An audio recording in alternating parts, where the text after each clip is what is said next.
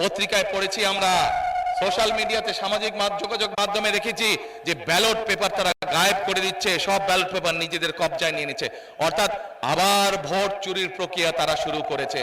দেখেছেন আপনারা এই সংবাদ? দেখেছেন কি ভাই, যে রাস্তার উপর দাঁড়িয়েছে, দেখেছেন আপনারা? আলহামদুলিল্লাহ, আলহামদুলিল্লাহ। তাহলে আমরা বুঝলাম, ওই যে পিছনে দাঁড়িয়ে আছেন ভাই, আপনারা দেখেছেন এই সংবাদ? আলহামদুলিল্লাহ, আলহামদুলিল্লাহ। তাহলে আমি ধরে নিতে পারি যে ইনশাআল্লাহ আপনারা সতর্ক থাকবেন এবং সবাইকে সজাগ করতে হবে। এখন ভাই, এই যে যেই দলটি সম্পর্কে সজাগ থাকতে বললাম, এই দল সম্পর্কে আরেকটি কথা বলি আপনাদের সামনে। কয়েকদিন যাবত আমরা কি দেখছি? আমরা দেখতে পাচ্ছি তারা বিভিন্নভাবে মানুষকে কতগুলো কথা বলছে, যা সম্পূর্ণভাবে মিথ্যা কথা, এবং শুধু মিথ্যা কথাই না, গুনার কথা তারা বলছে। আসুন প্রথমে তাদের মিথ্যা কথাটা কি বলছে সেটি আমরা দেখি। কি সেই মিথ্যা কথা? প্রিয় ভাই বোনেরা, আজ আমরা যে মাটিতে দাঁড়িয়ে আছি, এই মাটির নাম কি বলেন তো? কে মাটির নাম? বাংলাদেশ। এই মাটির নাম কি? বাংলাদেশ। 1971 সালে এই মাটির সাথে রক্ত মিশে আছে আমাদের মুক্তিযোদ্ধাদের, বুকের রক্ত, তাজা রক্ত ঢেলে দিয়ে মুক্তিযোদ্ধারা এই দেশকে স্বাধীন করেছেন। এই যেই দলটি সম্পর্কে আপনাদেরকে সজাগ থাকতে বলছে, আমরা দেখেছি তখন কি ভূমিকা ছিল তাদের। যদি তাদের ভূমিকা সেই সময় দেশের পক্ষে থাকতো, যদি তাদের ভূমিকা সেই সময় দেশের জনগণের পক্ষে থাকতো, তাহলে লক্ষ লক্ষ মানুষ শহীদ হতে হতো না। আজ এত মানুষকে শহীদ হতো না 1971 সালে। আজ তারা বলছে অমুককে দেখেছেন, তমুককে দেখেছেন, আমাদেরকে দেখেন এবার, বলছে না? আরে ভাই, আপনাদেরকে তো মানুষ 71 সালেই দেখেছে, ইতিহাস মুছে ফেলা যায় না। 71 সালে মানুষ দেখেছে আপনারা কিভাবে দেশের বিপক্ষে অবস্থান নিয়েছেন, তারপরে লক্ষ লক্ষ মা বোনের সম্মানহানি হয়েছে। 71 সালে দেশের মানুষ দেখেছে আপনাদের ভূমিকার কারণে এই দেশের লক্ষ লক্ষ শহীদ মুক্তিযোদ্ধা শহীদ হয়েছেন, অনেক মানুষ পঙ্গু হয়েছেন। কাজেই আপনাদেরকে আমরা আরো 50 বছর আগে দেখে ফেলেছি আপনাদের ভূমিকা কি। প্রিয় ভাই বোনেরা, আসেন এবার আমরা দেখছি এই কথাগুলো যখন তাদের বের হয়ে যাচ্ছে, মানুষ যখন বুঝতে পারছে যে তারা বিভ্রান্ত ছড়াচ্ছে, তারা দেশের মানুষের মধ্যে বিভ্রান্ত ছড়াচ্ছে, এইটা যখন মানুষ বুঝতে পারছে এবং এটা যখন তারাও বুঝতে পারছে যে মানুষ তাদের চালাকি, তাদের ষড়যন্ত্র ধরে ফেলেছে, তখন তারা সরকারকে গিয়ে বলছে নিরাপত্তা দিতে হবে, নিরাপত্তা দিতে হবে, প্রোটোকল দিতে হবে, প্রোটোকল দিতে হবে।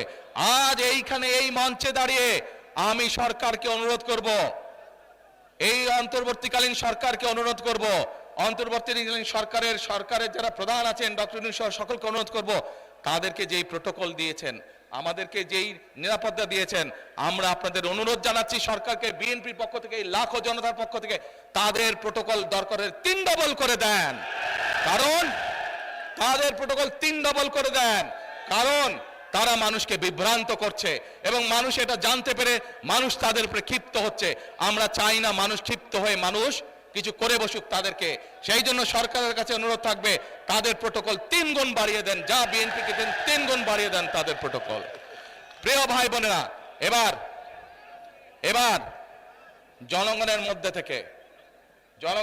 থেকে আমি একজন মুরব্বীকে চাই, যেই মুরব্বী হজ বা উমরাতে গিয়েছেন, ওই দিক থেকে হজ বা উমরাতে গিয়েছেন, একজন মুরব্বী বয়স্ক মানুষ একজনকে চাই, একজন মুরব্বী, না একজন হজ বা উমরা করেছেন মুরব্বী। এই যে আপনি আসেন, এই যে নীলফিতা, হ্যাঁ নীলফিতা গলায়, আসেন, এদিকে আসেন।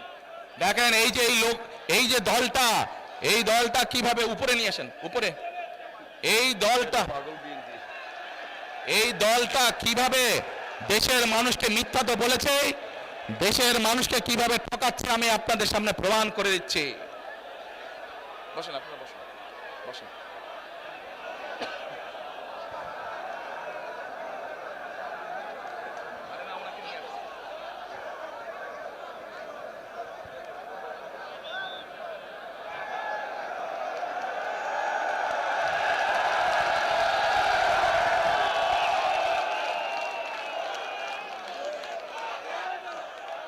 মুরব্বী আপনার নাম কি? এই আপনাদের এলাকার মানুষ এনে, এই এলাকার মানুষ চিনেন ওনাকে? আচ্ছা মুরব্বী আপনার নাম কি? শফিকুল ইসলাম। শফিকুল রহমান। আচ্ছা আপনি কবে গেছেন, হজে না ওমরায় গেছেন? আমি উমরায় গেছি 5 বছর আগে। 5-6 বছর ওমরায় গেছেন। আচ্ছা তো ওমরাতে যখন গেছেন আপনি ওমরা কোথায় করেছেন? উমরা মদিনায় করেছি। ওমরা তো মদিনায়, ওমরা তো মক্কায় করে। মক্কায়ও করছি, মদিনায় মদিনায় তো হযরত করে জিয়ারত করছি। হ্যাঁ জিয়ারত করেছেন, নবী করিম সাল্লাল্লাহু আলাইহি ওয়াসাল্লামের রওজা মুবারক জিয়ারত করেছেন। হ্যাঁ। কিন্তু এই যে তাওয়াফ করেছেন, ওমরা করেছেন কোথায়? কাবায় না? কাবায়। আচ্ছা আপনারা সবাই শুনতে পাচ্ছেন আমার কথা? এবার মন দিয়ে কান দিয়ে শুনবেন। আমি ওনাকে একটা প্রশ্ন করব, দেখি উনি কি বলে। আচ্ছা মুরব্বী বলেন তো আমাকে, এই যে কাবায় আপনি গেছেন, আল্লাহর ঘর না ওটা? ওটা তো আল্লাহর ঘর। আচ্ছা ওটার মালিক কে বলেন? আল্লাহ। কিসের মালিক? আল্লাহ। দুনিয়ার মালিক আল্লাহ, কাবার মালিক আল্লাহ। কাবার মালিক আল্লাহ, আল্লাহ। দুনিয়ার মালিক আল্লাহ, আল্লাহ। আমাদের আর মালিক আল্লাহ। কিসের মালিক? আল্লাহ। আমাদের মালিক আল্লাহ, রিজিকের মালিক আল্লাহ, সব কিছুর মালিক আল্লাহ। ঠিক আছে কথা? কথা ঠিক আছে? তার মানে এই দুনিয়া, এই যে সূর্য, এই যে চাঁদ উঠবে একটু পরে, চাঁদ সূর্য পৃথিবী যাই দেখি আমরা, সকল কিছুর মালিক কে? আল্লাহ রাব্বুল আলামিন হচ্ছে সকল কিছুর মালিক। আমরা কি দেখছি? আমরা দেখছি ওই যে একটা রাজনৈতিক দলের কথা বলেছি, যাদের ভূমিকা আমরা 50 বছর আগে দেখেছি। আমরা দেখছি এদের কিছু কিছু সদস্য আমাদের নিরীহ মা বোনদের বাসায় গিয়ে গিয়ে, মা বোনদের কাছে গিয়ে কিসের টিকিট বিক্রি করছে? টিকিট বিক্রি করছে, জানেন তো? হ্যাঁ, 1 মিনিট।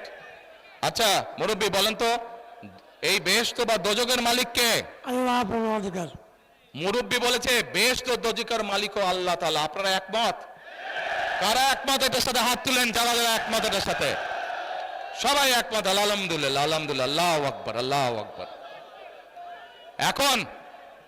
এখন আমার প্রশ্নটা আপনাদের কাছে, যার মালিক একমাত্র আল্লাহ রাব্বুল আলামিন, সেটা দেওয়ার ক্ষমতা মানুষ কি রাখে?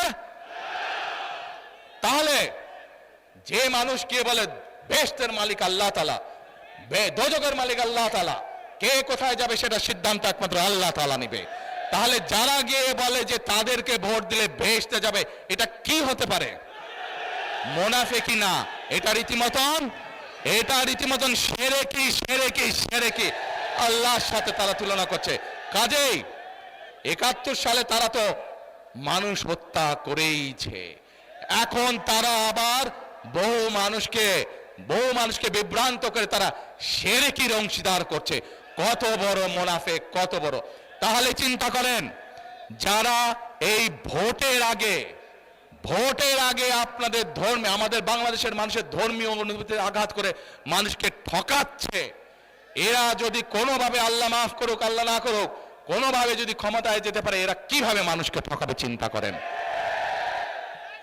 1 মিনিট, কথার যুক্তি আছে কি ভাই? যুক্তি আছে? কথার যুক্তি আছে? এই শিরকিওয়ালাদেরকে, যারা শিরকি করে, এদেরকে বর্জন করতে হবে, মানুষকে সচেতন করতে হবে।